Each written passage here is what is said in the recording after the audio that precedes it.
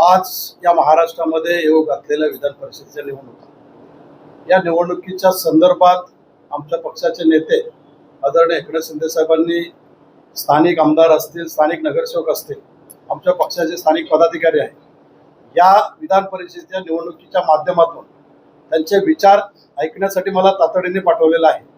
आणि म्हणून यांचे विचार आणि या जिल्ह्यामध्ये असणारी पक्षाची ताकद याच्यावरती विचार करून या जिल्हा परिषद, या जळगाव जिल्ह्यामध्ये ही विधान परिषदेची निवडणूक शिवसेनेने लढवावी अशी सर्व आमदारांची, सर्व पदाधिकाऱ्यांची मागणी आहे. कारण याच्या पूर्वी 3 वेळा या ठिकाणी शिवसेनेचेच उमेदवार होते, शिवसेनेचाच आमदार झालेला होता.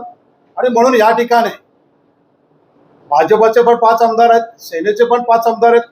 या ताकदीवरती आमच्या महायुतीतर्फे सेनेचा उमेदवार उभा करून या ठिकाणी प्रचंड बहुमताने निवडून येईल अशी ताकद आहे. आणि म्हणून हा विचार करत असताना पक्षाचे विचार, आमदारांच्या भावना, कार्यकर्त्यांच्या भावना हे आदरणीय एकनाथ शिंदे साहेबांकडे आम्ही मांडणार आहे.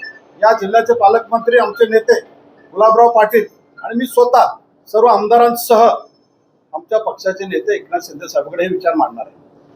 आणि आमची ताकद आहे. आणि म्हणून ही निवडणूक युतीमधून असो, या पक्षाच्या ताकदीवरती असो, शिवसेनेला लढवावी अशी भावना आमची आहे. आणि म्हणून हे सर्व विचार घेऊन आम्ही उद्या तातडीने आदरणीय एकनाथ शिंदे साहेबांना भेटणार आहोत.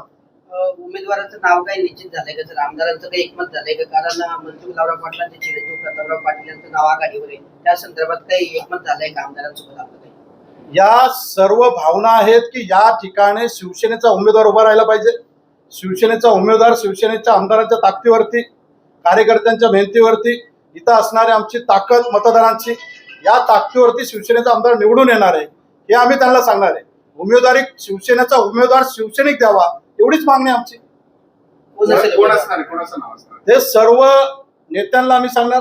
आमचे मुख्य नेते, महाराष्ट्राचे उपमुख्यमंत्री एकनाथ शिंदे साहेब ठरवणार.